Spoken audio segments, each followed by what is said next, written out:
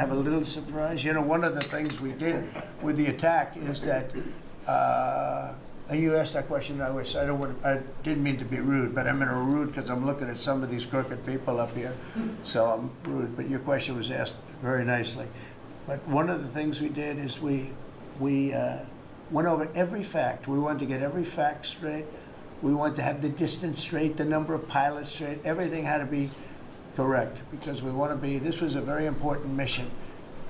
If we failed on this mission, it was beyond the war that, you know, obviously we had with Iran and Israel. A lot of hatred, a lot of years and years of hatred, centuries of hatred. People have never seen anything like it. So we wanted to be correct with all our facts. So, you know, what I was doing is just asking, it would be great if the media would be correct with their facts. That's all we ask for. So, hey, go ahead. So finish it up. Oh, yes.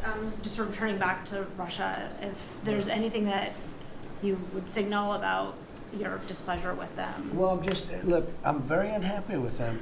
There's no reason for this. It's turned out to be tougher, but it's only tougher.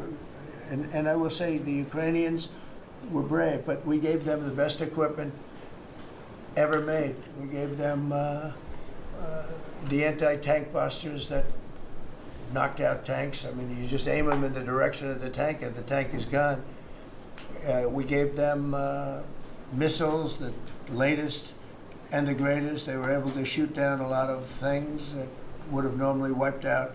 You know, probably would have been a very quick war. It would have been a war that lasted 3-4 days, but they had the benefit of unbelievable equipment. And Europe gave them too. We gave them far more because Biden shouldn't have done that. He should have equalized. And we should have given him the same, or we should have given actually less than Europe. It affects Europe much more than us, but we're in there for over $300 billion.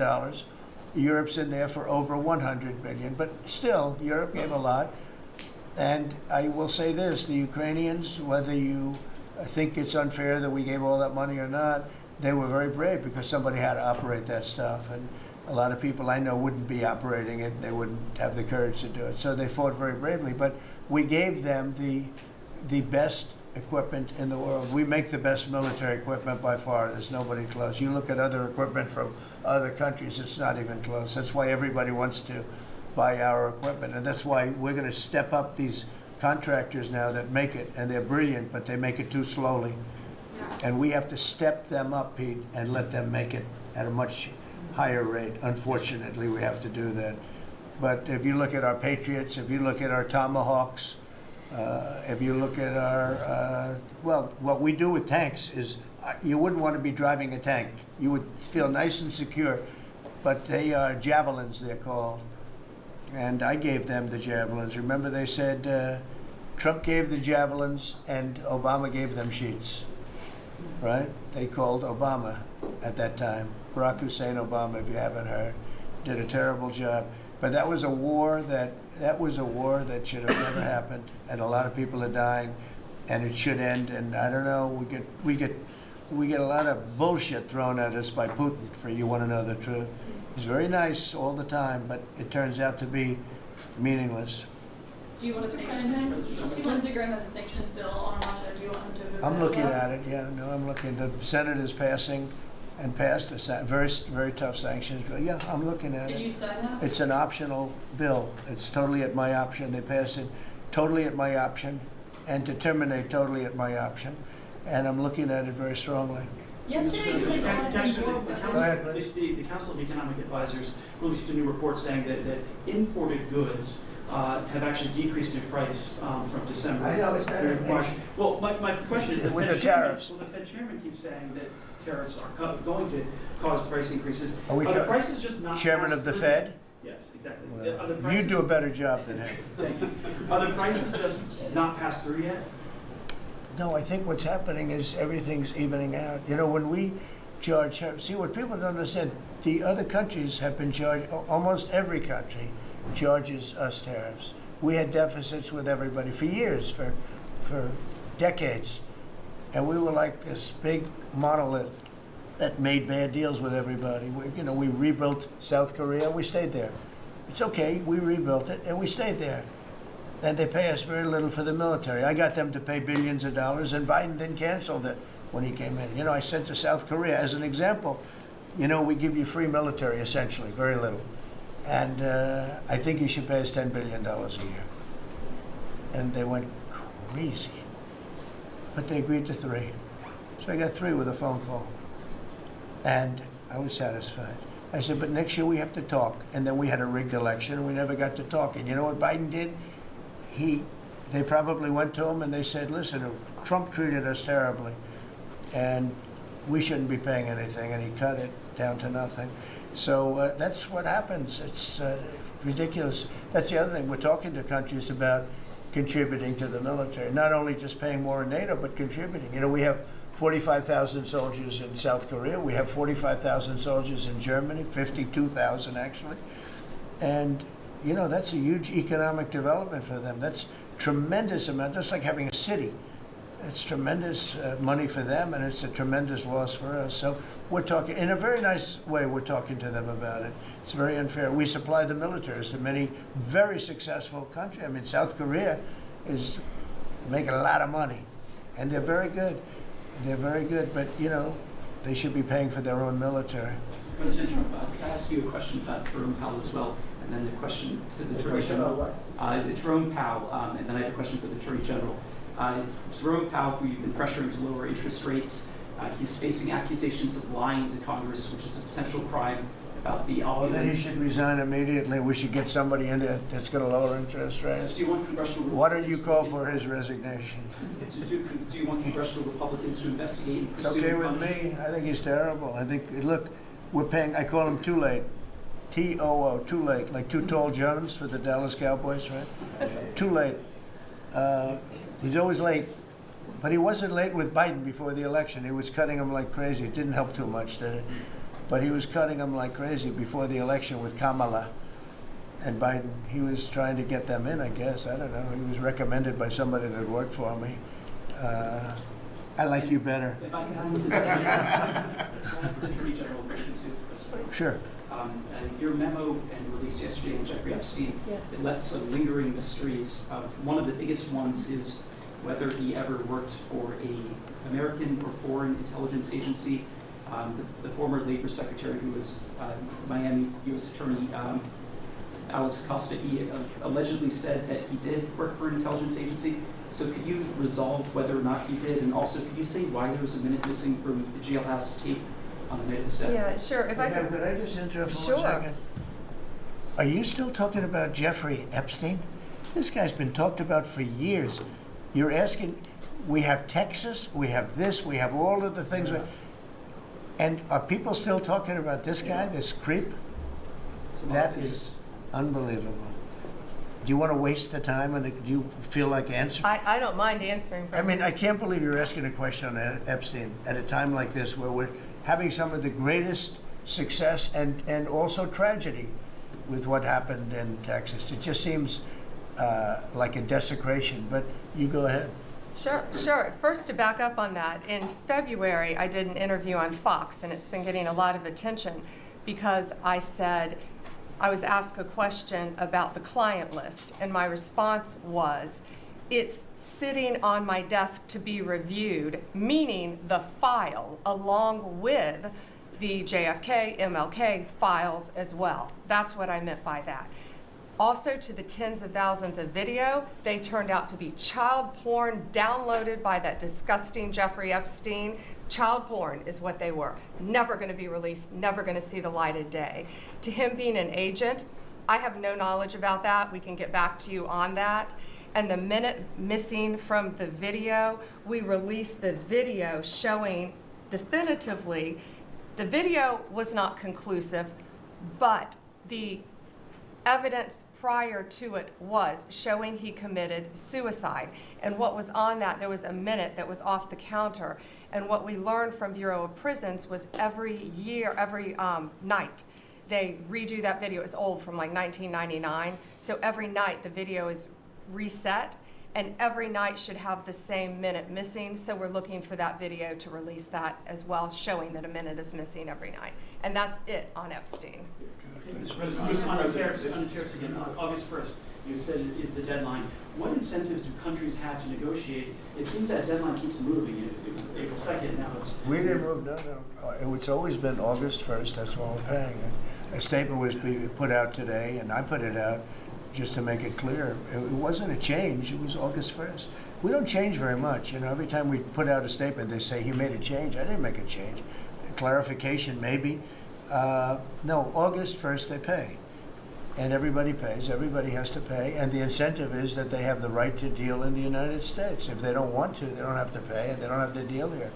But if they want to buy and make a lot of money and sell in the United States, they have to do that. If you go back and look at some of the good presidents, our country was the wealthiest, proportionately the wealthiest, from 1870 to 1913. It was an all-tariff country. We didn't have income tax. That came in in 1913. We had tariffs. And we had so much money we didn't know what to do with it. We had, we had a couple of presidents that were very, very strong. McKinley, I guess more than anybody, but he was the tariff king, but he was very, very strong. It's sort of sad. He made a fortune for this country, became very rich, and then Teddy Roosevelt went out and vice president, and he spent the money. And they said Roosevelt was a great president. And let's say he was a great president, but the money was paid by McKinley with tariffs. Tariffs are charged by other countries at levels that are ridiculous. And I call those other countries to say, and every one of them is willing to give us everything now, by the way, just so you know. Sir, we'll charge you no tariffs, nothing. We'll give you everything. We'll give you access to our markets. We'll give you everything. Is that a correct statement, Scott? Yes, sir. Howard, would you say that's a correct statement? Exactly correct. It's like they just don't, because they're very spoiled, because for years they ripped us off and we didn't have a president that understood it, or Secretary of Treasury or Secretary of a lot of different secretaries are involved, but certainly Commerce Secretary was, not doing their job. I don't know about Kelly, she's small business. We'll keep it that way, okay? Her small business is bigger than almost all big businesses when you add it all up. But no, they are very respectful of our country. But the incentive is that they have the right to do business with us. Without that, they don't have the right to do business. And that would be okay, too. And when the next flurry of deals, Yeah, go ahead. in the next 24 hours, will we hear a flurry of deals? Yeah, we have a lot of them going out. But the deals are mostly my deal to them. We're picking a number that's low. We don't want to hurt them, and fair. We're picking a number that's lower than, in most cases, lower than what they charged us.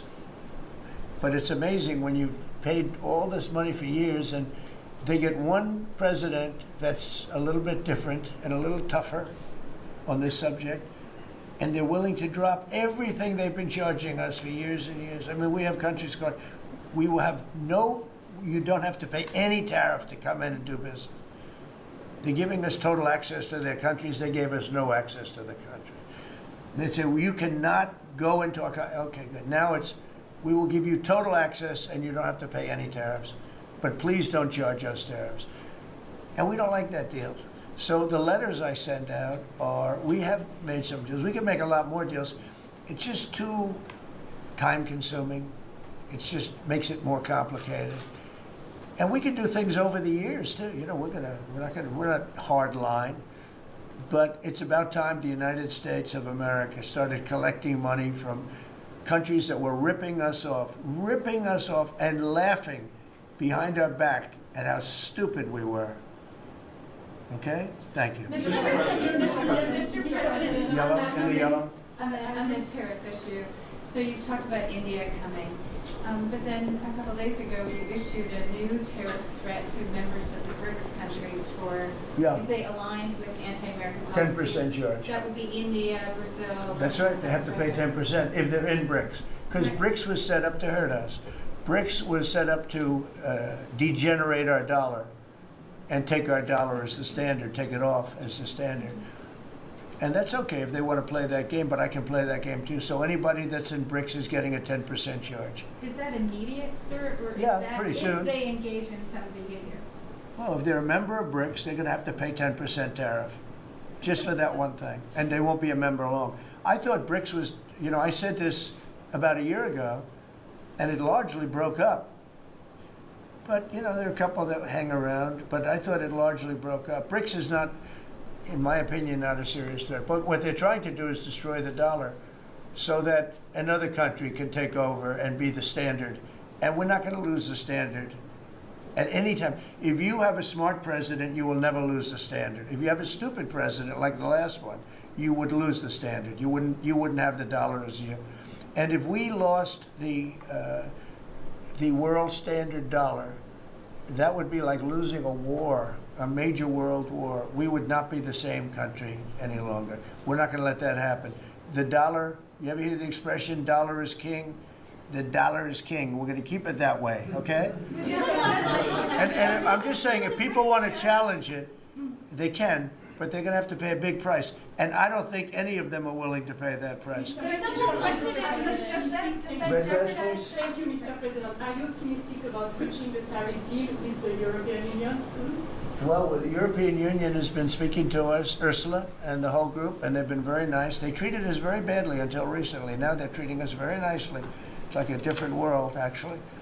They've treated us very badly. They were among the toughest to deal with. Actually, in many respects, they were much worse than China. Look at what they do to our companies. They sue Apple. They sue Google. 17 billion they got from Apple on a lawsuit that they didn't have a case. They have, judges that are European Union judges. And they ruled, they take so much money away from our country in terms of that, in terms of other things that they do. They're very tough, but now they're being very nice to us, and we'll see what happens. We're probably 2 days off from sending them a letter. We are talking to them. I just want you to know, a letter means a deal.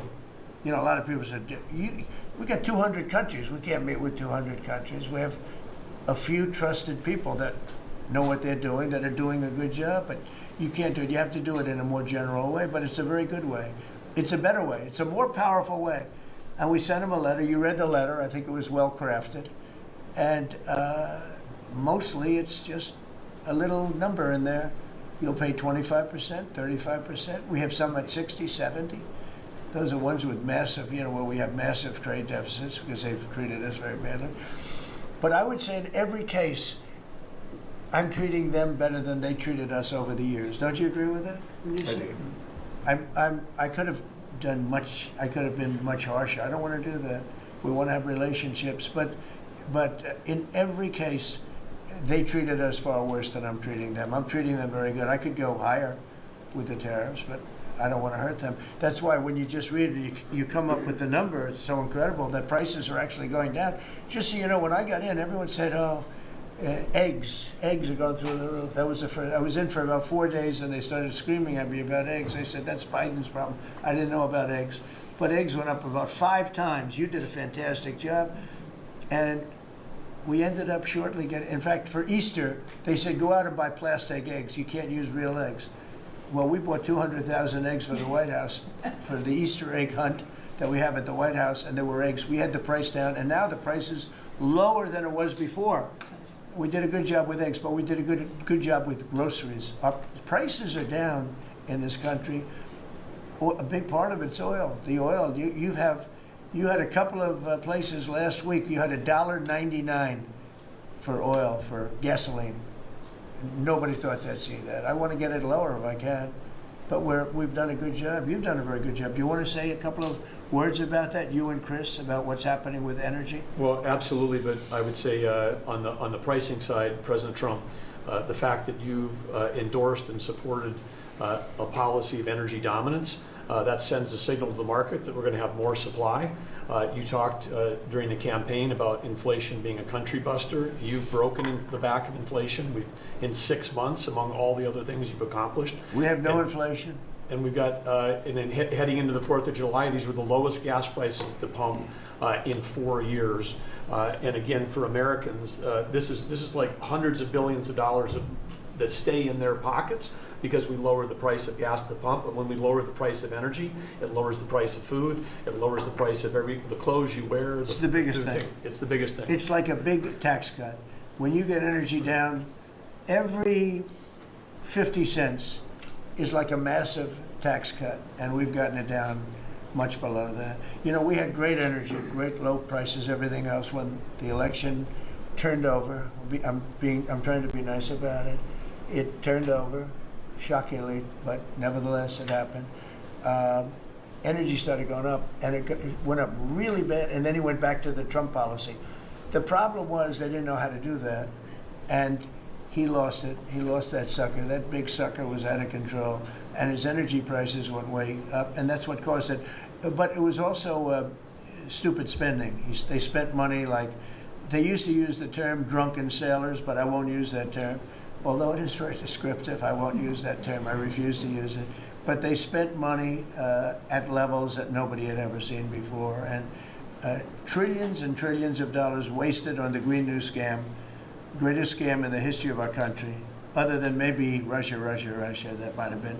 But the Green New Scam was the single greatest scam in the history of our country, and continues to be, but it's weakened badly. It's hobbling along because people are they're finally getting it. But they spent trillions of dollars on the Green New Scam, getting nothing for it. Devised by a couple of young people that weren't even good college students, you know? Not even good students. Check out their marks. Can you Yeah? clarify something else, Mr. President, on No, what you said last not week? for CNN. You said you The would last, send Not more for jobs. CNN. Go ahead. The You last said you would jobs send more in the last jobs jobs to report, Ukraine. Mr. President, in the last jobs report, the manufacturing jobs actually lost 7,000 jobs. When will the investments that you've been talking about have an effect? Well, on they're the- building the plants now. About 7 have started. We're going to have hundreds started within a short period of time. Lee Zeldin, who may be the most important man in this room, I'm sorry, but he's the one that gets the permits. Where is Lee? He's the one that has to get the permits for the plants and the factories, and permits that used to take 5 years, he's getting in record-setting times. AI, we're leading China a lot in AI, and if we go with this, you know, I'm allowing the plants to build their own electric. I'm allowing them to become an electric utility, so they can produce their own electricity, because we need double to be successful with AI, which is the biggest thing now.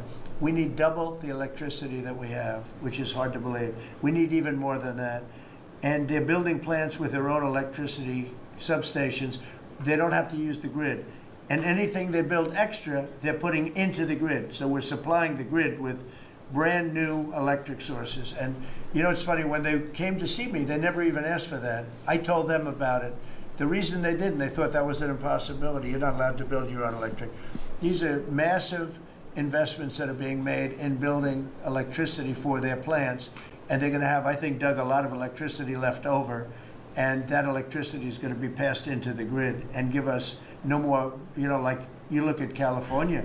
They have blackouts and brownouts every week. They're totally out of control. They have a really incompetent governor. Where's Chris? Is he here? Do you want to speak to the subject? Yeah, I think a huge thing in the One Big Beautiful Bill, Mr. President, because of your leadership, is the ending of these subsidies, as you call them, the Green New Scam. That saves our country $500 billion over the next 10 years. But American taxpayers were paying twice.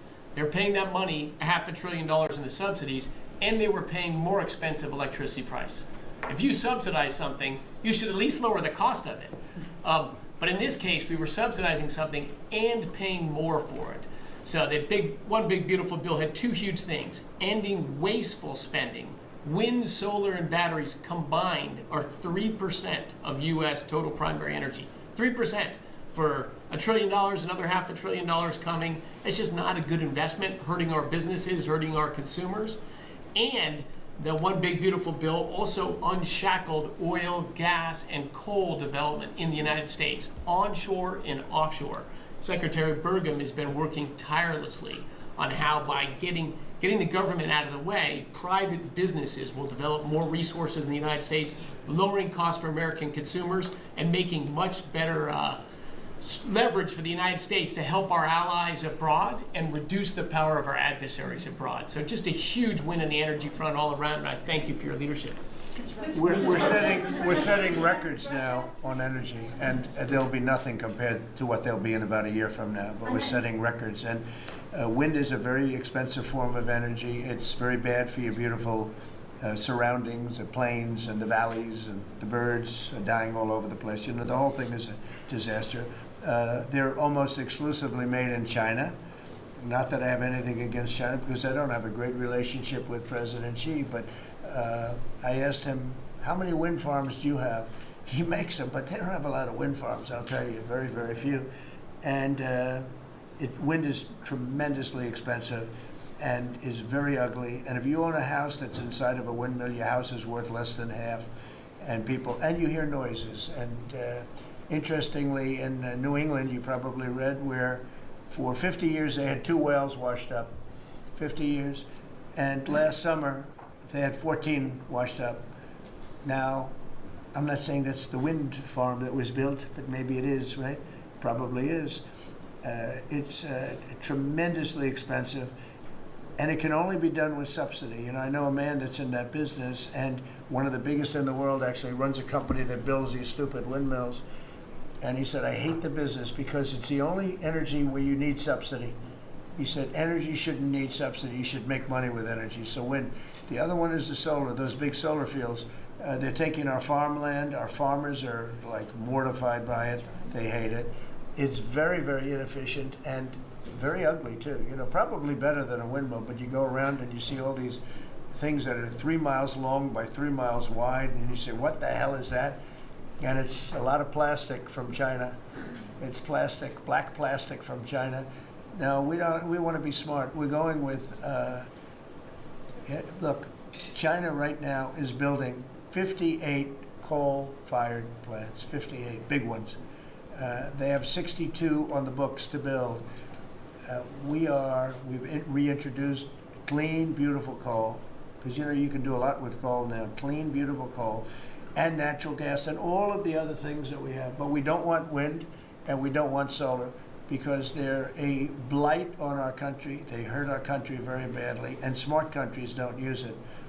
Solar sounds good, I will say, and I like, on occasion, you'll see a roof which is made of solar brick, but it's a smaller use. We need the kind of thing that's going to fire up our plants, and it's not going to be wind, you know, that is very intermittent, as you probably know. But they've spent a fortune. They've spent trillions of dollars on this stuff, and I'll just give you one other story. A friend of mine is a very successful guy. He went back to see his mother in Minnesota. Hadn't seen her in a long time, and he wasn't back for 10 years, which isn't a nice story. I mean, you don't see your mother for 10 years. She's got some difficulties, which I know the guy. He does have some difficulties. He's very successful, but probably not the nicest person. It was actually longer than 10 years, but he went back and he told me he wanted to go and look at the valley. There's a valley in Minnesota that he thought was so beautiful. And I hadn't seen it in a long time. He's driving along the road. He said, oh my, I'll use the word gosh, oh my gosh. He said, oh. He said, it looked like a junkyard. You had 159 windmills. They were all over the place. Some were old, some were newer, different companies, different shapes, different sizes, different colors. Many of them were terminated. Terminated meaning closed. You can't take them down because the environmentalists don't let you bury the blades because they're made out of a fiber they say is bad for the earth. So they want you to put them up, but they don't let you take them down. But many of them were turned off. He said it looked like a junkyard. Go to Palm Springs, California, and take a look at that pile of junk. And you go into a wealthy neighborhood. Before you get there, you have to ride through hundreds of windmills that are, most of them are turned off. They're rotting, they're rusting, they're 30 years old, 20 years old, and they have a very short life. You know, those windmills have a very short life, especially the ones that are in the nice salty Atlantic Ocean and Pacific Ocean, where the salt just gets under that steel and decimates it. Now, it's a horrible, horrible thing for our country. And I speak out. It would be nice to say wind, because it sounds so good, doesn't it, Doug? Wind, wind. But it's not. It's these ugly machines, and they're all made, you got to see, some are a little taller, a little shorter. They're made by different companies. They have different stocks. They have different blades. They have different everything. It is so horrible. And if you look at smart countries, they don't use it. Smart countries don't use it. And we're now a smart country. We're a brilliant country. We're not smart, we're brilliant now. We're going to be a brilliant country. We have to be, because we have to catch up for some really stupid people that did a bad job. Yes, Brian? Yes, Mr. President, I've got a quick comment, some feedback as a native Texan, someone that I grew up bringing my kids to a camp very near the affected camp now. Thank you on behalf of Texas. I've gotten hundreds of messages that want to thank. If you're in the cabinet room, you can tell the president and his team on behalf of Texans, thank you so much for the quick response and the loving and the hugs. I saw that you gave. Two quick questions. I saw a Palestinian senator. His name is Schumer. He's a great Palestinian. No, he's a Palestinian. He's become a Palestinian. He's abandoned the Jews. But I saw him say, it's Trump's fault. Yeah, that's right. It's Trump's fault. He was actually, do you ever see John Lovett's The Liar? Where he goes, yeah, I went to Harvard. That's right. This was Schumer.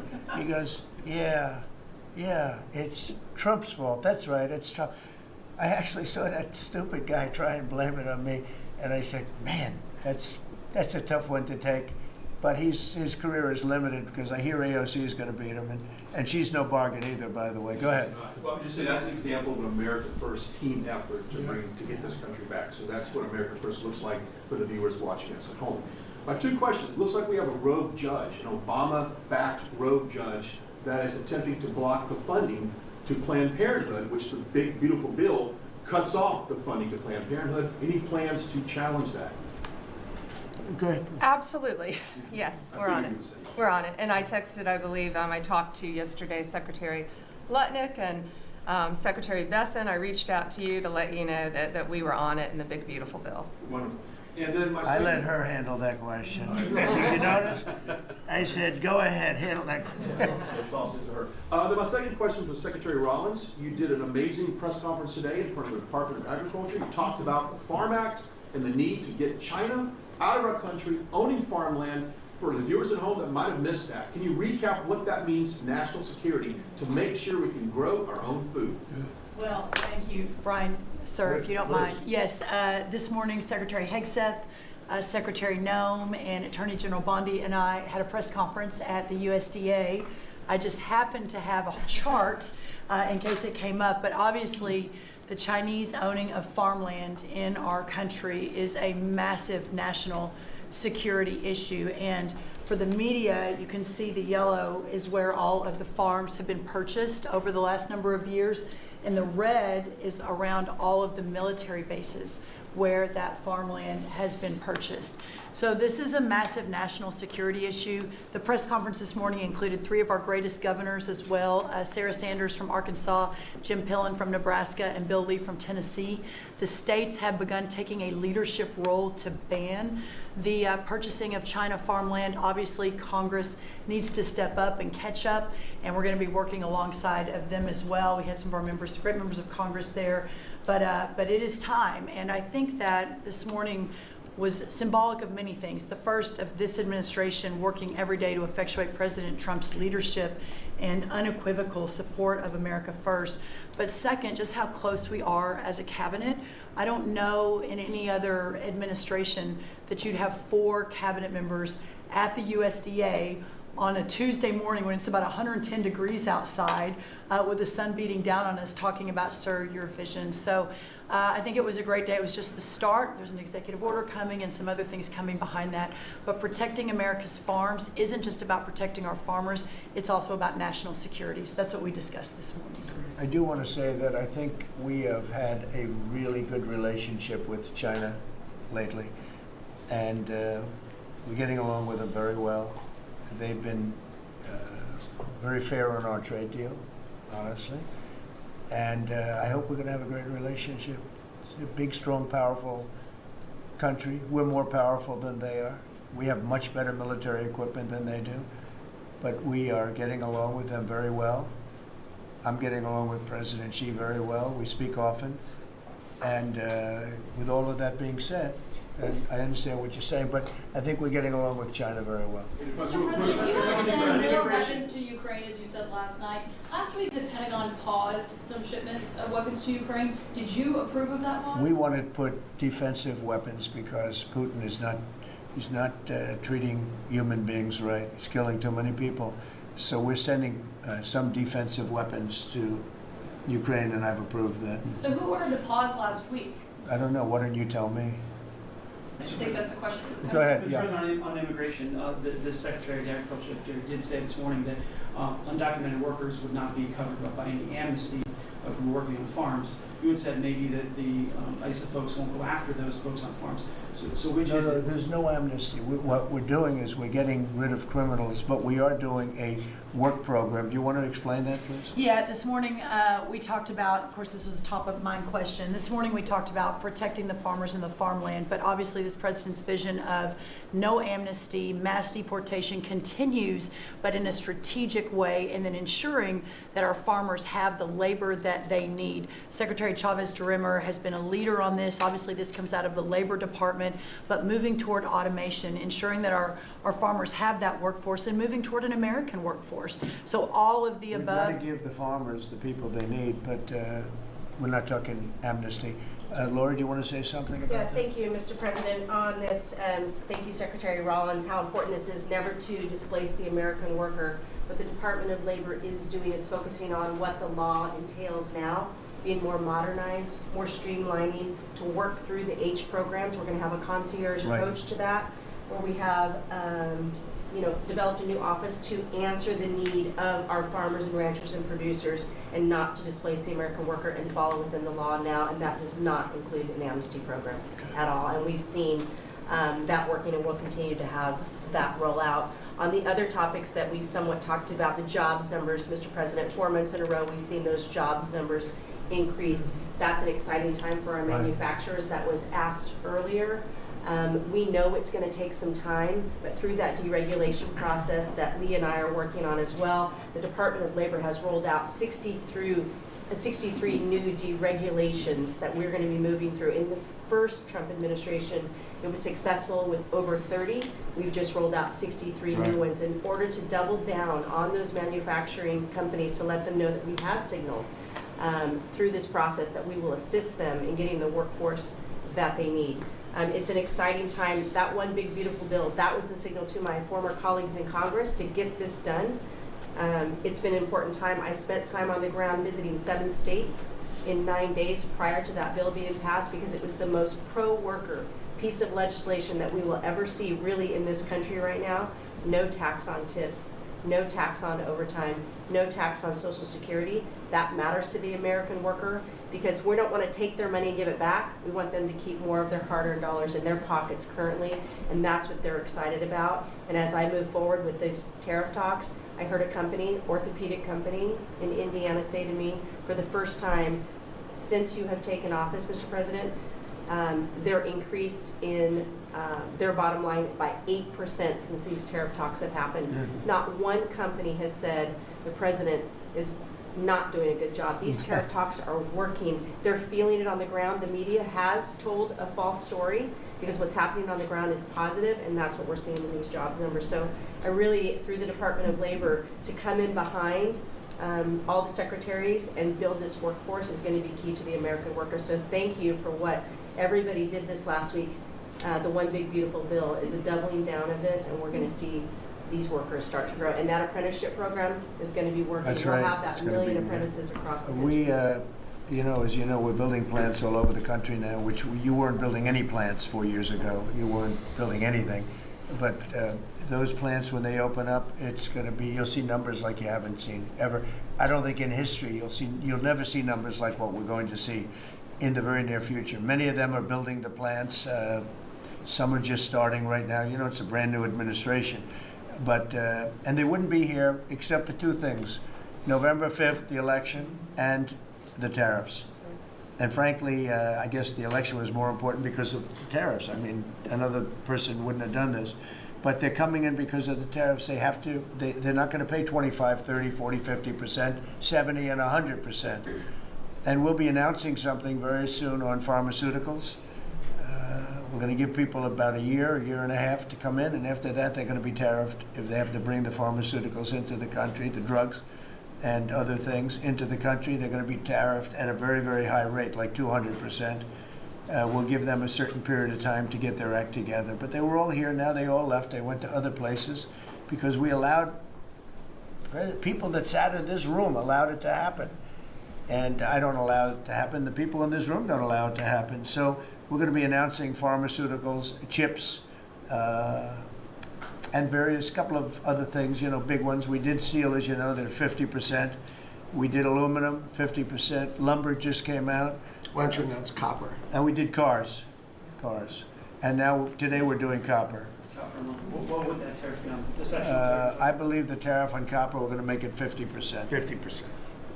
Any breakthroughs on See, I'm glad he Gaza? didn't question it, because Any breakthroughs? I sort of thought, what would that be?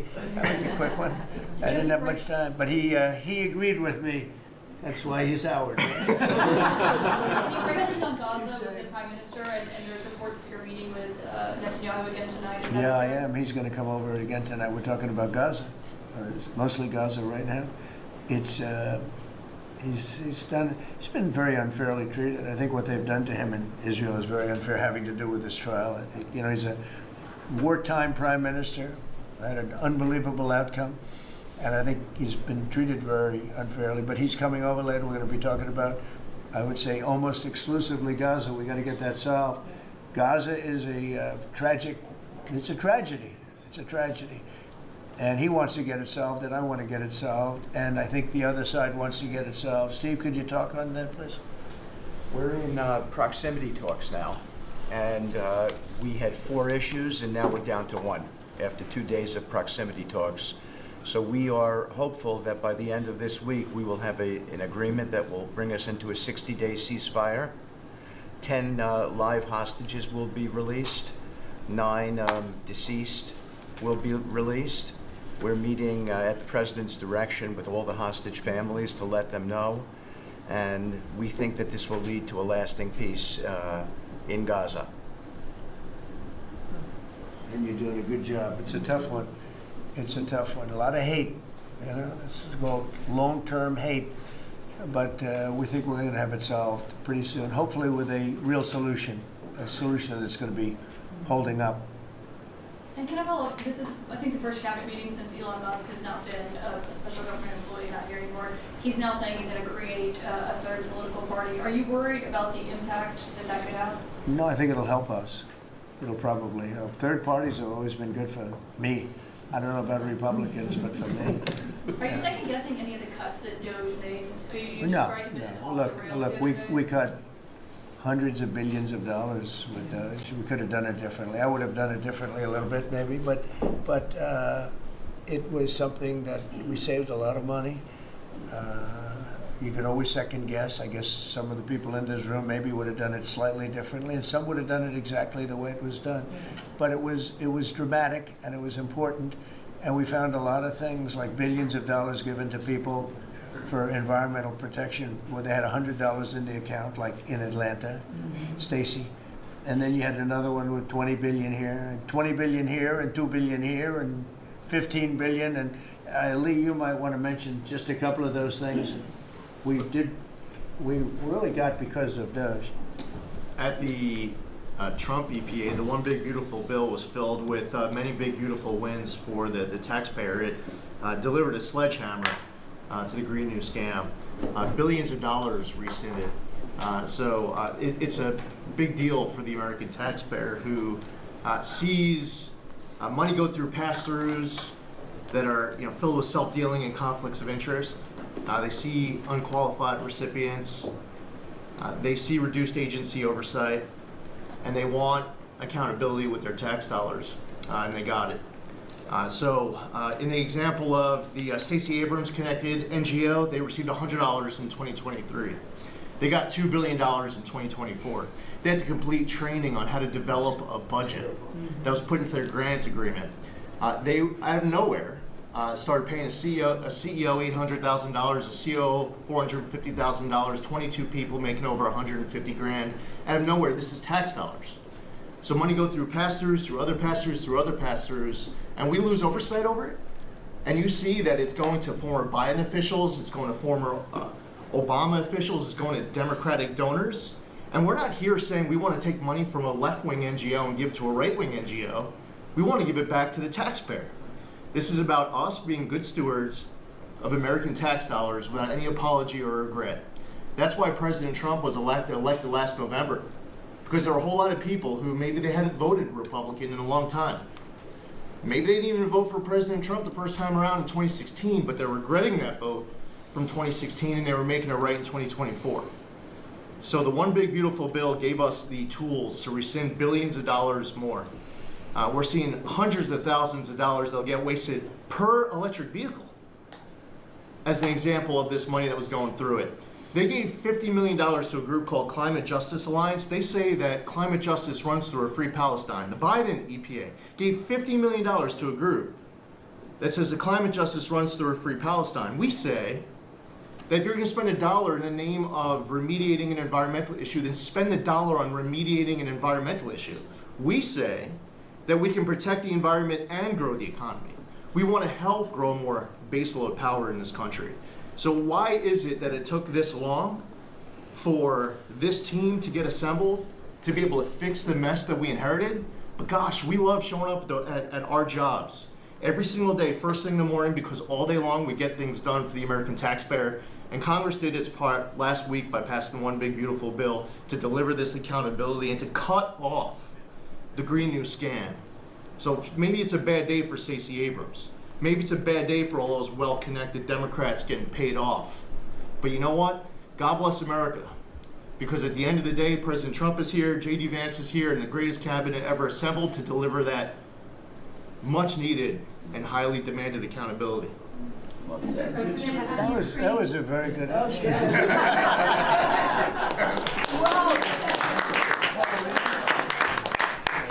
And that's from the heart.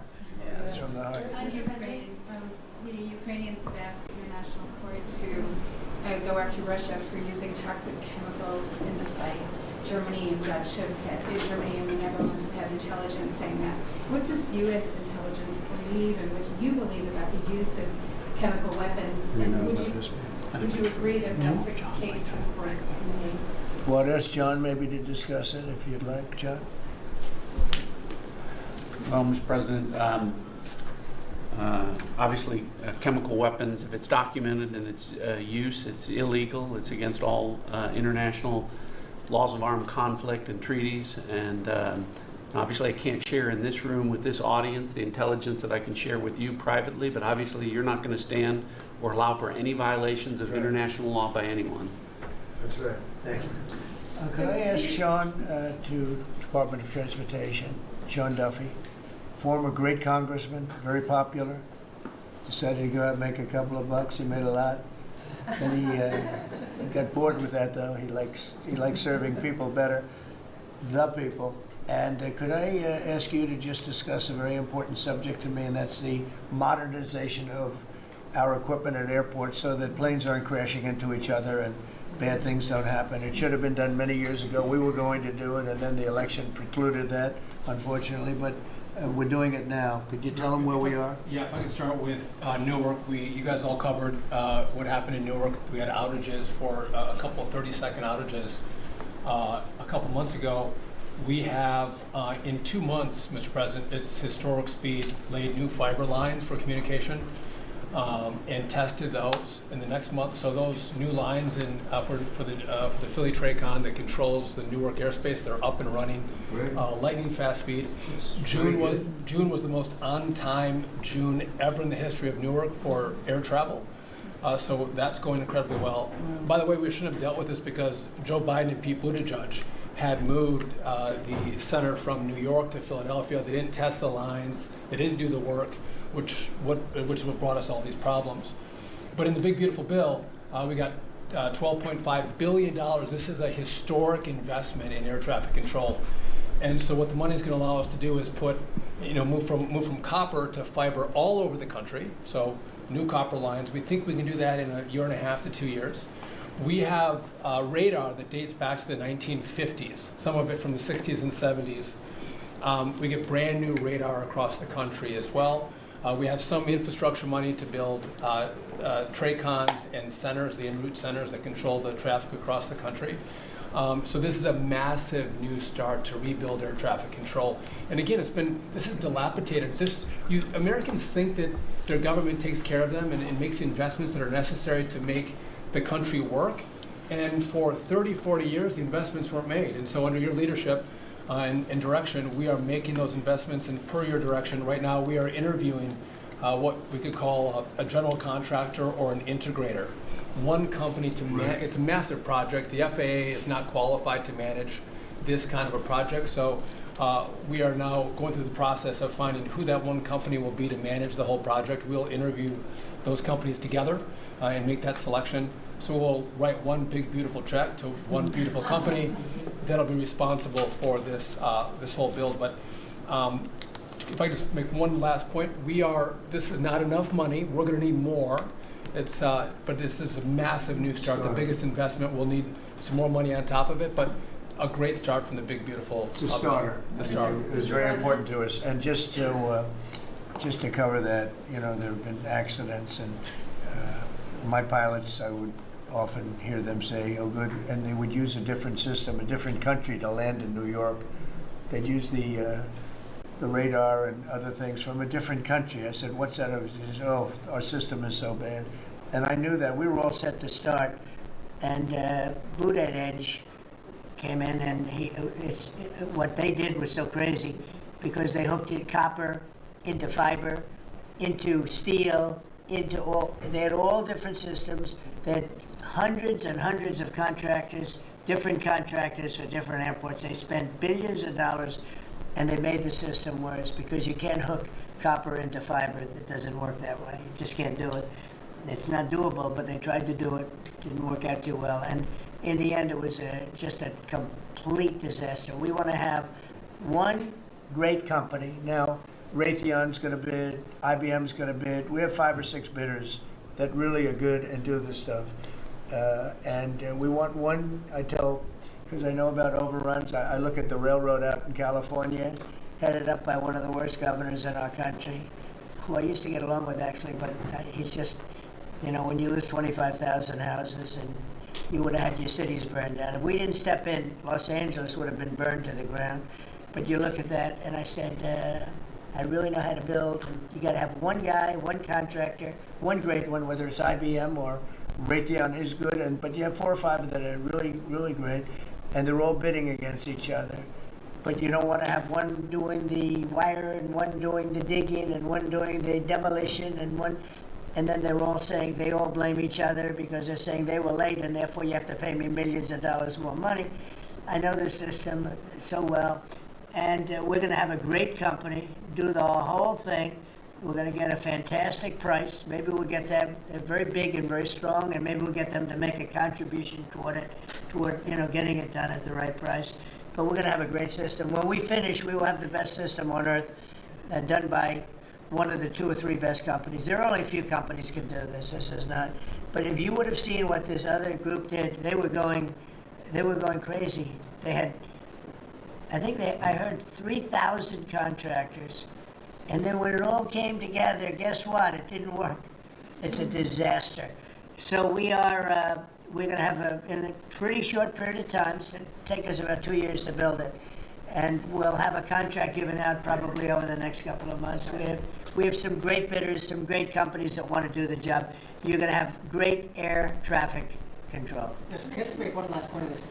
So the last administration signed a contract with an American company to fix the copper to fiber, and that contract was a 15-year contract. The system is failing today, but that's how idiotic and incompetent the last administration was. And under your leadership, we're saying, listen, we don't have time. We don't have 15 years. We don't have 5 years. We have to do it right now. And so the president always talks about on time and on budget. We have embraced that. We are going to be on time and on budget. And by the way, you mentioned a train out in California. Stay tuned for probably give us 5 days and you'll have an answer on what's going to happen with the $4 billion that we potentially have invested on a train that's going to go nowhere. It's going to be $120 billion that'll never connect San Francisco to LA. Again, the last administration wasted so much money on projects that never work. If you're going to have high-speed rail, you're going to invest billions, we should actually have high-speed rail in America, not boondoggles that fund political friends and allies and family. They have from San Francisco, inside of San Francisco, to inside of Los Angeles. It should have never been built because airplanes do it better. And you could drive it. You could drive it. No problem with driving it. The roads aren't even crowded. So they were going to do this, somebody's idea. Somebody got paid off a lot of money, and they started it. It was going to cost a very small amount of money, and it ended up costing literally hundreds of times what the original. And now what they did is they said, well, going into the city is too big a deal, so we'll leave it 25 miles short of the city. So now they're leaving it. They're not going to finish it, really. It's not the same project. So now they're leaving it outside of San Francisco and outside, short of each. They just want to get it done, and I've never seen cost overruns. You know, if you have a cost overrun of 10%, you should be ashamed of yourself. 20%, you should not do any more jobs. This is a cost overrun of 2,000%, something like that. It's unlimited, and it's not finished. And maybe it will never get finished. And I told Sean, look at it from every standpoint, but we don't want to, you know, we have federal money going into that, and it's like throwing it out the window. So whatever you can do to stop it. $15 billion and not one track has been laid. $15 billion, and we're 16 years into the project, not one track. Mr. President, on New York, you're the most prominent Republican in the country from the city. What do you want to... Anywhere else, please. I don't want to be a wise guy. Perhaps I could. Maybe Marco. But how do you want Republican voters in the city to vote in the upcoming mayoral election? Should they vote for Eric Adams? Should they vote for Sliwa? Should they pick someone else? Look, number one, you have a communist running, and you shouldn't vote for him. He's a disaster. He's leading. He's got the Democrat nomination because that shows you where the Democrats have gone. He actually wants to take over the grocery stores of John Catsimatidis, who's a great guy, a rich guy, grocer, does a good job, wants to take over. He actually called me the other day. He's concerned his stores are going to be taken from him, and they won't be run like John runs them. Believe me, he runs a good operation. But he actually said he wants to run his own grocery stores. No, this is a man who's not very capable, in my opinion, other than he's got a good line of bullshit, and he's convinced them to go with him. Now, as you know, Cuomo, who does have capability, is running, but he got knocked out, and now they're running as, you have Eric Adams, the current mayor, you have Cuomo, and you have Curtis Sliwa. And Curtis runs every 4 years. He seems to be a fixture on the running scale. But you know, it's I'm not getting involved. But I can tell you this: I used to say we will not ever be a socialist country, right? Well, I'll say it again: we're not going to have. If a communist gets elected to run New York, it can never be the same. But we have tremendous power at the White House to run places when we have to. We could run D.C. I mean, we're looking at D.C. We don't want crime in D.C. We want the city to run well. Susie Wiles is working very closely with the mayor, and they're doing all right. I mean, in the sense that we would run it so good, it would be run so proper. We'd get the best person to run it. The crime would be down to a minimal, would be much less. And, you know, we're thinking about doing it. To be honest with you, we want a capital that's run flawlessly, and it wouldn't be hard for us to do it. And we've had a good relationship with the mayor, and we're testing it to see if it works. But New York City will run properly. We're going to bring New York back. I love New York. You know, I loved New York for a long time. Then we had a bunch of crooked people in there. You have an attorney general who's a total stone-cold crook. New York State, Letitia James, a total crook. All they do is want to go after political opponents. They do what's ever expeditious for them. She's the one that took out Cuomo because she wanted to run for governor, and then she ended up getting 1% of the vote. She polled at 1%. She dropped out, went back to attorney general. You have a lot of crooked things going on in New York. We're going to straighten out New York. Maybe we're going to have to straighten it out from Washington. But when I see a communist who has actually gotten a Democrat, pretty much gotten the Democrat nomination, they also went to that new form of voting, which is a beauty. You go in there in third place, you come out in first. That's that form of voting that they have gone to. You know what I'm talking about. It's not too good. We're going to do something for New York. I can't tell you what yet, but we're going to make New York great again also. We're going to make it great again with the country. What we've done in this country in the last 6 months, nobody has ever seen it. And I told the story, the King of Saudi Arabia, I was over there. They gave us $5.1 trillion between Saudi Arabia and UAE, Qatar. 3 stops, $5.1 trillion coming into our country as an investment, biggest investment ever made. And it's all going to good stuff. I mean, all real big, good stuff. Energy projects, big, big things. But they all 3 told me essentially the same thing. We thought your country was dead. And now you've got the hottest country in the world. We're right now riding the hottest country. We all, and you can all be proud of it. We're in the hottest country. This is the hottest country in the world. There's nobody close. Made hotter by some great pilots and great machines that nobody else has. Those great, big, beautiful machines, they rode those machines right into the toughest territory, and nobody knew what the hell happened. And then they hit their targets perfectly, and it was complete and total obliteration. And that's why that war ended, Steve. They told me that's why the war ended. The war ended when they saw that, it was over. And we're very proud of it. But we have the hottest country in the world right now, from a country that was close to dead. And if I didn't win, if you would have had the other person win, we all know who she is, whether it was she or Biden, they're the same. He may have been more competent than her, and that's hard to believe, right?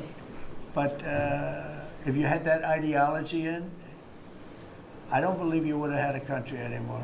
I think you would have had a country that was broken up. But we had a dead country. Now we have the hottest country in the world, and everybody knows it, and everybody said it. Mr. Vice President, do you have anything to say? Well, thank you, Mr. President. I just want to say that I'm very proud of the whole team. I think everybody has worked together. You see Pete and Marco and Steve working on some of the diplomacy, Christy and Pam working on the border. We just have a really, really solid team, and we've done a lot of good work. And in particular, I want to congratulate the White House staff led by the President on getting the One Big Beautiful Bill passed. Yeah. I was personally skeptical, sir. I never told you this, but I was skeptical we'd be able to get that thing done by July 4th. We did it because we worked together and we worked very well. So it's an honor to be a part of it, but I'm really proud of you guys for doing a great job. The beautiful thing about it, it had something for everyone. That's right. Most people said it had to be broken into 7 bills. It's so big. The problem was that some of those 7 have nothing for anyone, but they had to be done for the country. You know, sometimes you have to do things for the country that aren't necessarily popular. We had a couple of them, and that wouldn't have worked. So the One Big Beautiful Bill, many people said it could never be approved. Too big, too everything. There's too much. But it had something very big and very important for everyone, and it's great for the country. And remember, the Democrats have come up with a false narrative, you know, just whatever. It's just a line that they send to everybody and that they print. I think in the case of this, it's death, death. Everyone's going to die. I heard that. Everyone's going to, just the opposite. Everyone's going to live. What we're doing is saving our country and making it much bigger, better, and stronger than it ever was. I'd like to ask, Marco's been doing such a great job. Do you have anything to say? Well, it's just going through a list here, Mr. President, and I think the Vice President's pointed out to the great team you have, and all these achievements that have happened domestically. But you think about it, under your leadership, we prevented and ended a war between India and Pakistan. NATO's now at 5% for the first time ever, the highest numbers ever. A peace deal between the Democratic Republic of Congo and Rwanda. A 12-day war that ended with an American operation that we're the only country in the world that could have done. Hopefully, pretty soon, a peace deal between Azerbaijan and Armenia. The entire Middle East and the infrastructure of it has the potential now to change because of Syria and Lebanon, and it hasn't even been 6 months. Sure. It hasn't even been 6 months, so it's a straight testament to your leadership in this thing. Well, thank you very much, and you've done a fantastic job. Could I just ask Linda, she's involved in so much, she's so talented and so good, and she's working on a couple of little things like Harvard, who was given $5.5 billion over a short period of time. We caught him on that one, that's crazy, but you're working on so much, you want to bring education back to the States. How are you doing? Well, absolutely, and thank you for the opportunity. I think on the Big Beautiful Bill, what we saw, you know, was school choice this finally on a national basis at the state level. But there are opportunities now for scholarships, more and more of them for kids who are in schools. This is going to be a big turnaround. I think one of the biggest accomplishments we had over the past week was the University of Pennsylvania with the Title IX ruling that Leah Thomas was stripped of her title. Riley Gaines and Paula Scanlon and other women who have stood, so strong against men and women's sports. And when you put out the executive order, I mean, that just solidified and gave them the opportunity. So those are a couple of really, really big wins, and thank you for that opportunity. And how are you doing with Columbia and Harvard? We're negotiating hard. I think we're getting close to having that happen. It's not wrapped up as fast as I wanted to, but we're getting there. Okay, good. And you've done a fantastic job. Thank you very much. It's been a good team. Yep, you have a great team. Around this table, a lot of people help with that. That's right. Thank you very much. Maybe just in closing, we spent a lot of time, effort, very little money on this room. This is called the Cabinet Room. It's been here for a long time. And it had some pictures that were not many of them and not very good ones. And I actually spent time in the vaults. The vaults are where we have a lot of great pictures and artwork. And I picked it all myself. I'm very proud of it. That's Andrew Jackson, great Andrew Jackson.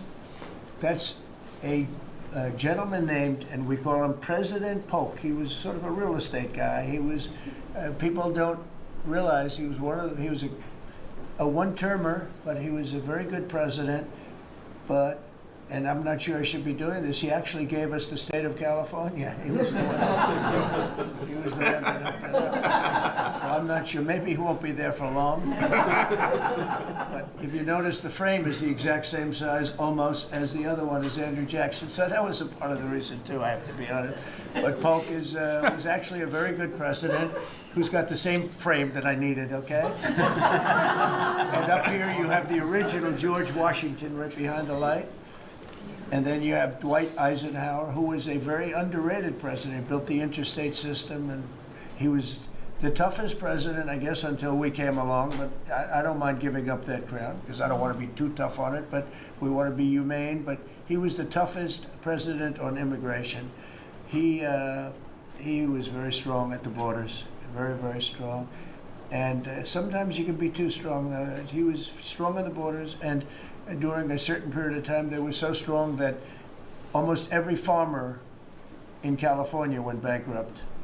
And we have to remember that. We have to work together. We have to remember that. But he was a very good president and a very good general and a very good president. And I thought he deserved a position somewhere on this floor. And then you have, this is very exciting to me, he was not a Republican, to put it mildly, but he was, he was a four-termer.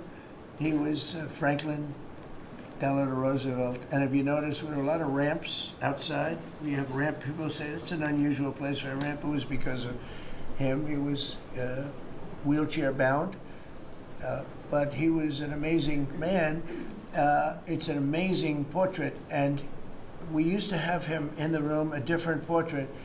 And it was a terrible portrait. It was almost like it was done by a child.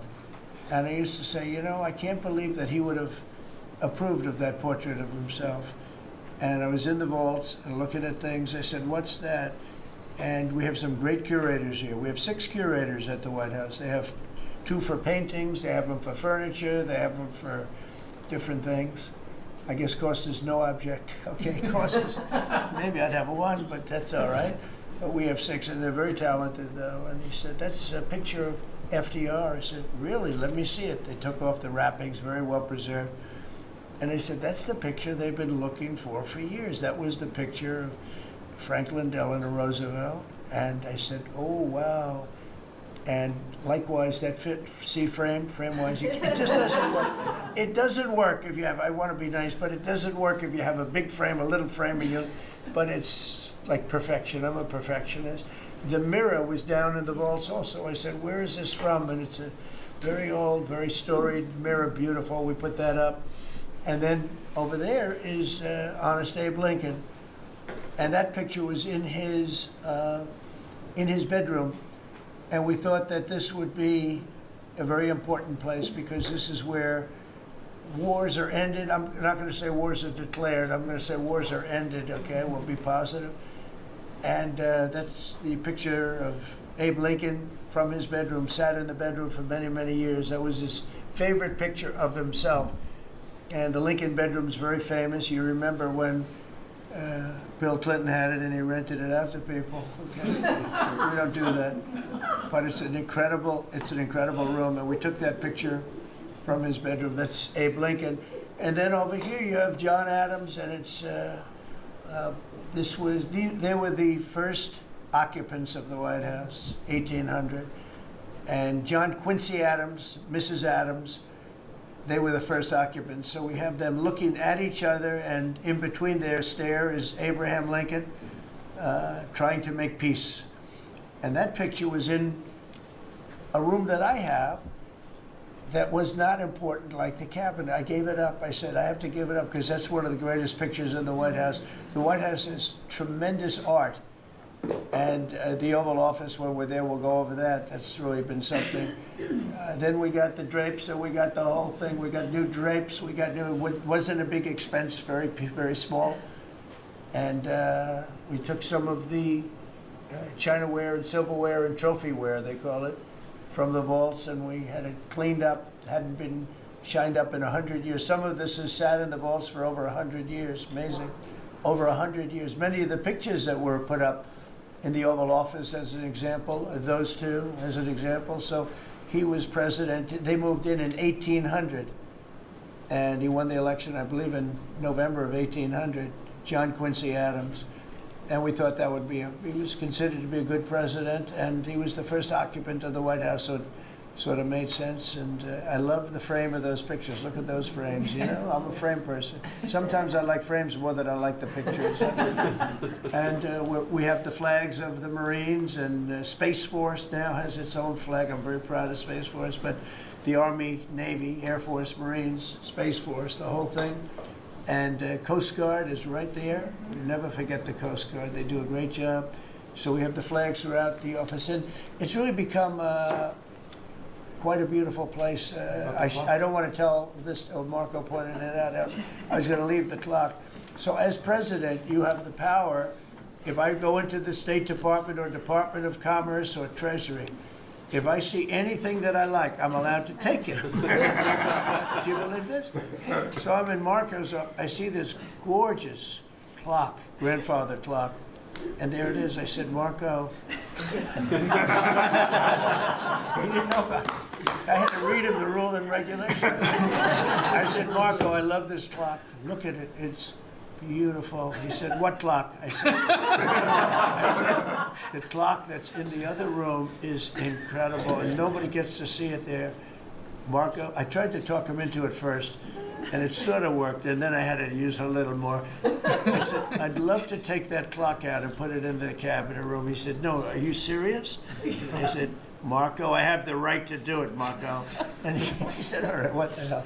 So that's his contribution to the cabinet room. But it's, by the way, it's an incredible clock. And, you know, it's an important room. So you may see it again. Maybe we'll move it back sometime. Anyway, so that's pretty much it. But it really is great. Here we put out, you know, these lamps have been very important, actually.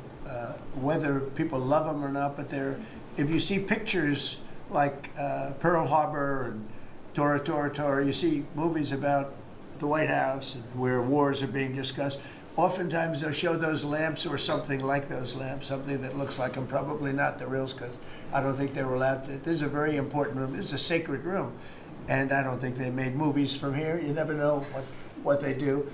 But they were missing medallions. See the medallions on top? They had a chain going into the ceiling.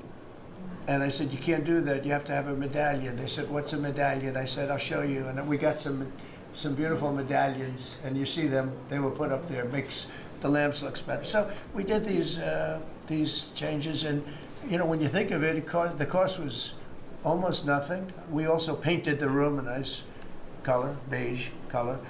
And it's been really something. The only question is, will I gold leaf? the corners, you could maybe tell me my cabinet could take a vote. You see the top line moldings, and the only question is, do you gold leaf it? Because you can't paint it. If you paint it, it won't look good because they've never found a paint that looks like gold. You see that in the Oval Office. They've tried for years and years. Somebody could become very wealthy, but they've never found a paint that looks like gold. So painting it is easy, but it won't look right. And the question is whether or not we should gold leaf it. Linda, do you have an opinion? I gold leaf it. You like it the way? No, I gold leaf it. You'd gold leaf it? Yeah. Who would gold leaf it? Could I raise you? How about, would you gold leaf it? I was going to ask about McKinley, one of your favorite presidents. Well, McKinley was a great president who never got credit. In fact, they changed the name of Mount McKinley, and I changed it back because he should have been, the people of Ohio he was the governor of Ohio. The people of Ohio were very happy when I did that, I heard. They were very insulted. They took the name of Mount McKinley off. That was done by Obama a little while ago, and I had to change it back. I changed it back. He actually was a great president. He was a president, he was the tariff, the most, I guess, since me. I think I'm going to outdo him, but he was a tariff president. He believed that other countries should pay for the privilege of coming into our country and taking our jobs and taking our treasure. That's the way he explained it. They took our jobs and they took our treasure, and for that they should pay. And he made them pay, and he built a tremendous fortune. In fact, in 1887, they had the Great Tariff Committee was set up in 1887 because our country had so much money, we didn't know what to do with it. And they set up a committee of, as they called them, elites, a term that we have to change because I think a lot of the people that are elites aren't elite. I think the people that aren't elite are elite, so we're going to have to maybe switch that around somehow. But they had a committee that was set up to spend the money because it was such a large amount of money. At that time, it was nobody had seen anything like it. And it all came in from tariffs.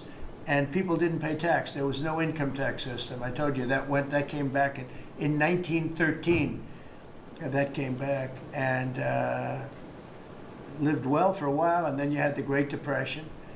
And then later, they tried to bring back tariffs, but the whole thing was, this was after the Depression. It was one of the great misconceptions. Is people like to say, "Oh, but it was during the," but no. The country had a Great Depression, and then after the Depression, long after it started, they brought back tariffs to see if they could save it, but it took them really 25 years. When you say about 25 years to get out of the Great Depression, a lot of people don't understand that. But I thought it would be interesting for you to get a little view of this room. This is a very important room, very powerful room, great room. And we've done similar, but even beyond this, in the Oval Office. We brought back pictures of some of the great presidents. Many of them were in the vaults for over 100 years. Originals all, beautiful, beautiful things. And rather than sitting in a vault downstairs for 128 years, I thought we should display that. And we did that, I think, in a really good way. We've gotten very high marks. But it's interesting. People walk into that room and they look around the room. They don't even want to talk to me. They could look at it for hours. It's funny when people come into the Oval Office. It's such an incredible. It's a sacred place. When people come into the Oval from the biggest people in the world, presidents, prime ministers, kings, queens, in one case at least, queens, and the biggest business people in the world. They walk into that office and.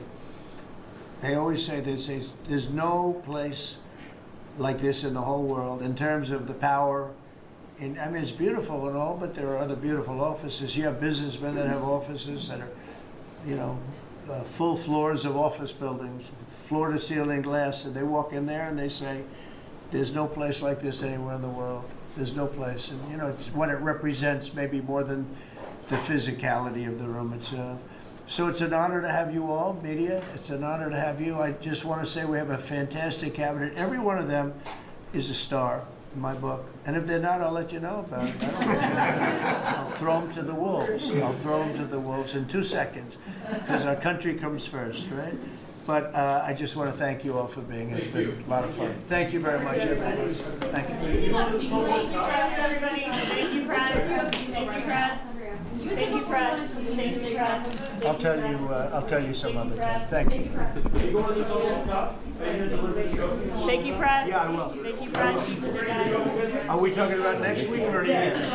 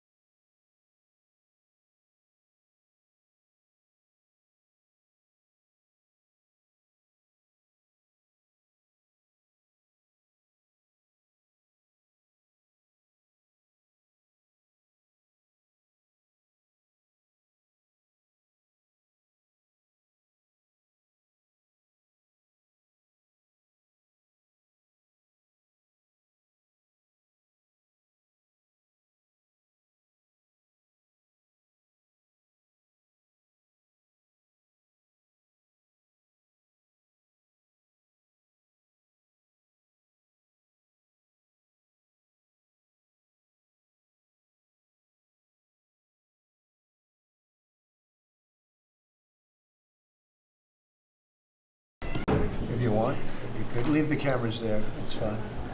But if you want, there's a lot of room over here. See an engine move out to the end if you way out to the left. To the left. To the left. Are you able to get them all in the room? Are they in? Yes, sir, they're in. Are you okay? Thank you very much. We've had a tremendous 6 months, and we've had a tremendous 2 weeks, which now is, I guess, 3 weeks. And we have a tremendous group of people here that have done a great, unified, beautiful job. I want to, in particular, because of what she's gone through this last few days, done an incredible job. As you know, Christy, I'm going to ask you to say a few words about Texas. The first person there was was the first person I saw on television was you, actually. And you've worked great with the governor, who's terrific. And you might want to tell a little bit about the trials and tribulations, but we appreciate the job that you and everybody have done. You had people there as fast as anybody's ever seen. So I really appreciate it. We all do. And maybe you could say a few words. Sure. Well, thank you, Mr. President. I want to thank you for your leadership. Texas is strong, and the people of Texas are incredibly strong. They've gone through something that is absolutely horrific, and it is heartbreaking to watch these families suffer the way that they are. As soon as this flash flooding event happened, you know, the governor has activated his emergency responders. Nim Kidd is his emergency management director, who is incredible, and has immediately worked with the local first responders to get help to individuals and get them evacuated, put requests into me. We deployed, sir, right away, as you know, because you and I were talking a lot during this time, the Coast Guard. We also had some assets out of Customs and Border Protection. Our BORTAC teams went in and helped with rescues and clearing debris so that we could get roads open and people get the help that they need. I think when I got there the most, sir, that day, as soon as I arrived on site, was getting a briefing from all the emergency responders, was just how unified they were in focusing on the fact that we're there to save lives. They were there to rescue people, find people who were still alive, and to reunify them with their family members. We as a federal government don't manage these disasters. The state does. We come in and support them, and that's exactly what we did here in this situation. FEMA went to an enhanced level immediately, but as soon as you signed the major disaster declaration, we were able to get them resources and dollars right away, just like you envisioned, through state block grants to help them with cleanup. And we're still there in presence, and FEMA's been deployed, and we're cutting through the paperwork of the old FEMA, streamlining it much like your vision of how FEMA should operate, and it's been a much better response to help these families get through this terrible situation. We still are looking for people. We're still looking for a lot of little girls and other family members that were camping along that river, and they will continue until they find every single person, and we will continue to help them and assist in that. I was surprised when I got there at the camp that day, right after this happened, the parents that were there, the parents that were looking for their children and picking up their daughter's stuffed animals out of the mud and finding their daughter's shoe that might be laying in the cabin, and just hugging and comforting people matters a lot. I'm extremely grateful for God's hand in that whole situation, because hundreds and hundreds and hundreds of people were saved. And this is a time for all of us in this country to remember that we were created to serve each other. God created us to take care of each other. And that when we do that, we are happier, we are more fulfilled, and we can walk alongside people on their worst day and help them get through it and come out the other side, knowing that we can continue to live a life that God has purposed for us. So they're grateful for you. Several times the day after the flooding, you and Melania were on the phone with me, and I want to thank you for that. That meant the world. I was able to tell many of those folks that I had been visiting with you, and that you had said, whatever they need, Christy, let's deploy it and get it down there and be helpful. And on Sunday, when the families were waiting at a church to identify their children's bodies, Franklin Graham and I called in and prayed with the families and read some scripture with them, and he was incredible in making himself available to that as well. We'll be back down there in a couple of days and continue to do all we can, but this is an unprecedented event. It really is. There's been tragedies like this around the country, but everyone is unique in different situations, and the response the federal government had supporting the state through this, I'm proud of the people that stepped up and immediately came. The Coast Guard, when they came in, they had a difficult time even getting the aircraft in and landed. They had to try several times in the weather to get it in and deploy, and I think we've heard about, our one Coast Guard member that was responsible for saving over 165 people, but that entire crew did incredible work. And all the first responders there did incredible work. And I know people are getting tired now, but they're getting reinforcements and volunteers are showing up. And I just want to commend the governor and his team for being the leaders. And they're so thankful that you're letting them make the decisions and manage the response like it should be. And then us supporting them with the resources of the federal government. We've already deployed dollars to the state, much like the block grants that you've talked about. Right. So they're grateful for that, sir.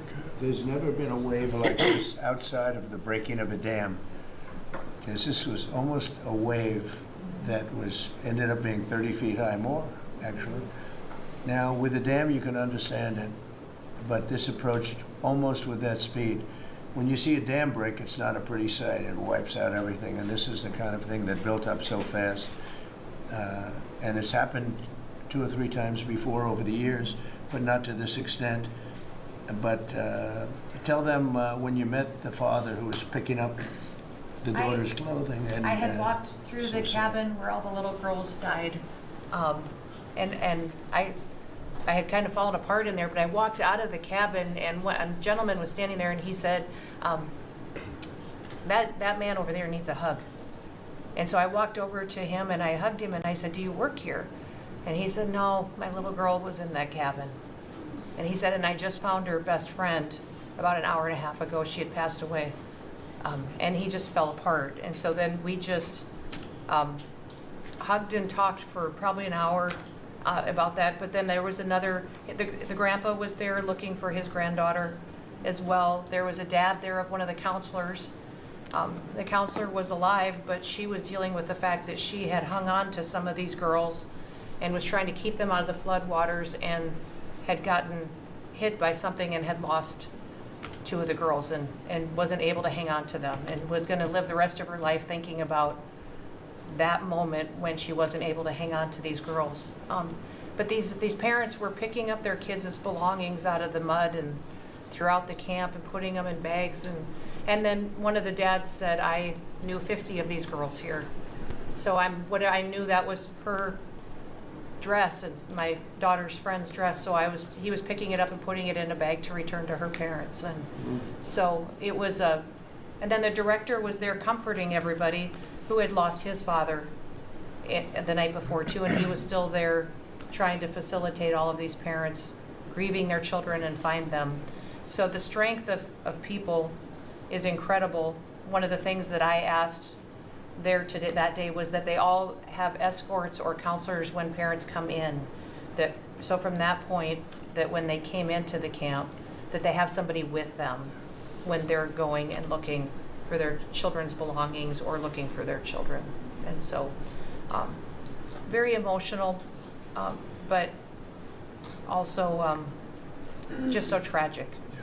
The relationship with Texas and the governor has been obviously very good for years with me, but the relationship with Texas and their first responders and us with our first responders and lots of other people, and we brought in a lot of helicopters from all over, and we had a lot of helicopters. It was actually dangerous, a lot of helicopters up there, but they were real pros, and they were responsible for pulling out a lot of people, and we got them there fast, and Texas had some good ones too, but the response has been incredible, and the fact that we got along so well, I don't know, I don't even think that's a political thing, but we got along so well, and it was so unified. I think a lot of lives have been saved. That could have been as bad as it was, and you could have lost double or triple. This thing was just really horrible. Well, congratulations on a great job, and appreciate it. I know you're going down. I'll be going down on Friday with First Lady. We'll be taking a trip, and we don't want to get in anyone's way because that's what happens. The president goes and everyone's around focused on. I don't want anyone to focus on us, but it's possible they could have somebody saved still. There's a lot of areas. It's a big area. And it's probably unlikely at this point, but there could be. They're thinking there could be the possibility. But what a tragic situation. A good job, and we'll see you on Friday, and we'll finish out the day here. I think you've been reading a lot about, it's a terrible topic when you talk about financial after this, but we have a big country and we've been doing very well. The tariffs, as you know, are starting to come in at record levels. Tremendous amounts of money are coming in to our country. We never did that before. We're not used to it. We only have tariffs going out. We only adhered to the rules of other nations who charged us tremendous tariffs because we were led by stupid people or people without any business sense. And I'd like to ask Scott, you could maybe talk a little bit about how well we're doing with regard to the money coming in. And the big money will start coming in on August 1st. I think it was made clear today by the letters that were sent out yesterday and today. Go ahead, please. Yes, sir. We will have taken in about $100 billion in tariff income thus far this year, and that's with the tariffs, the major tariffs not having started till the second quarter. So we could expect that that could be well over $300 billion by the end of the year. We don't agree with CBO scoring, but for those who do, the CBO scored tariff income over the next 10 years at $2.8 trillion, which we think is probably low. And, you know, sir, under your leadership, we're witnessing. And they gave us no credit during this last little, the great, big, beautiful bill. I always use the word great. I add that to it because it really is what it is. It's never been anything like it, actually. And I want to thank all the Republicans that voted for it. And I want to, you know, scold the Democrats because they're voting for tax cuts. They're voting for no tax on tips, no tax on Social Security, no tax on overtime, and, you know, many, many other things far more important than that. Great health care. And frankly, every Democrat should lose their election because it was purely political to vote. They were told not to vote for it. So think of it. We got 218 to 2. And then with the Senate, we had 50 to 3. Democrats didn't vote at all. Not one positive vote with all of the good things in there. Economic development money, tremendous border money. Now you're loaded up on the border. And I don't think we're going to need so much of it because we had zero come in last month, so I'm not sure how much of it we want to spend. You may think about that. You may actually think about saving a lot of money because the wall's been largely built and it obviously worked, but you may want to think about that. But so I think it's incredible when I watch the Democrats and they have standard lines like they had Russia, Russia, Russia. They had the laptop from hell. It all came from Russia. You know, they make things up and they go with it and they feed it to you people in many cases. And they said, here's our line. And I hear the new line is death. Oh, it's death. Everyone's going to die. There's nothing to do with death. In fact, we're saving our country. Death is from allowing 25 million people into our country, of which 3 or 4 are stone cold, hard criminals. 11,888 are murderers, many of them committing more than one murder. That's death, and the Democrats did that. Joe Biden did that by allowing people to come in here just totally unchecked, unvetted, open borders, open borders. The whole world was dumped into our country from prisons, from gangs, from mental institutions. We have many people walking the streets, walking in areas that we don't know anything about that came out of insane asylums. They released their insane asylum population into our country, and it's amazing the job that you and Tom Homan are doing, by the way, on that. But we have to get them out, and we have no choice. We have to get them out, and we are getting them out. And so, Pete, you want to tell them about our great military and how well we did with respect to the bombers and the B-2? We had the pilots here 2 days ago, and they were incredible people. Go ahead. Yes, sir.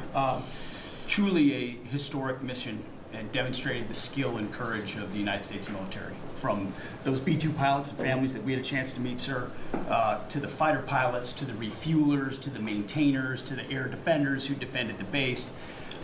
What was demonstrated on the world stage was American military might and capability. And it wasn't just Fordo and Esfahan and Natanz that took notice in Iran. It was the rest of the world. That we have a decisive commander-in-chief willing to use these capabilities, which are the best in the world. As the president pointed out, no one else could have done what America did there on that night, and everyone took notice of that. With the One Big Beautiful Bill, sir, we've got $150 billion additional to invest in Golden Dome and all the other weapon systems and stockpiles and shipbuilding priorities of yours. Another month, another historic recruiting bump. It's not just the Army and the Marine Corps anymore, it's the Navy, the Air Force, and the Space Force, all historically ahead of where they've ever been. So historic spirit inside the military. We had a chance to be at NATO, Marco and I, and see how the world responds to us saying it's time for you to shoulder the burden and take the lead for your continent. It only happens with President Trump leading. And we're proud to be a part of what's going on at the border, sir, with now a 4th national defense area where we're helping get to that number 0 and securing the border. But that mission, Operation Midnight Hammer, re-established deterrence. It reversed what happened in Afghanistan. You saw the debacle of what Biden allowed to happen in Afghanistan and what that did to our image. President Trump said, with Operation Midnight Hammer, we're reestablishing American leadership and deterrence, and we're proud to be a part of it, sir. And our so-called enemies were watching. They watched every minute of it. They watched. There was very few people that weren't watching, actually, but they watched every minute. It was a perfect military performance, the likes of which we haven't seen in a long time. I mean, if you compare that to the same country, the hostages from years ago, Jimmy Carter, it was unfortunate for Jimmy Carter. He was a nice man, but with the helicopters going down, the sandstorms, the prisoners, they got captured, then the election and the prisoners and Reagan and all the problems. It was nothing but problems. And that was a failure. And ours was not only the pilots. I mean, those machines flew for 37 straight hours. They didn't stop. They went skedaddle. You know the word skedaddle? It means skedaddle. They dropped the bombs and somebody said, skedaddle. Let's get the hell out of here. And every bomb hit its mark and hit it incredibly. And as you know, the Atomic Energy Commission said it's gone. That place is gone. We had a lot of fake reporting, mostly from CNN, where the scammer writer, a writer for CNN, who should be fired, by the way, she was involved with the 51 fake intelligence agents, if you remember that. She did that story, created a story out of it. She created a story out of the laptop from hell, saying it came from Russia, but it actually came from Hunter Biden's bedroom, or worse. Just a scammer, and she's still at CNN, which is pretty amazing. But we'll ask you a question about her. But they came up with this concept that maybe the attack wasn't that good.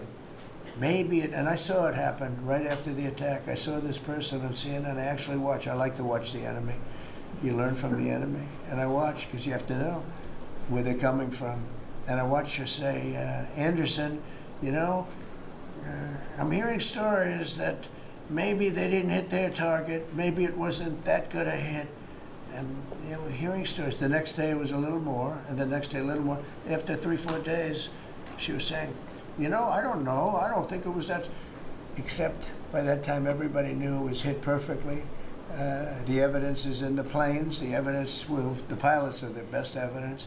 But they actually came out of their plane because they were here the other day, and they said, it was so sad.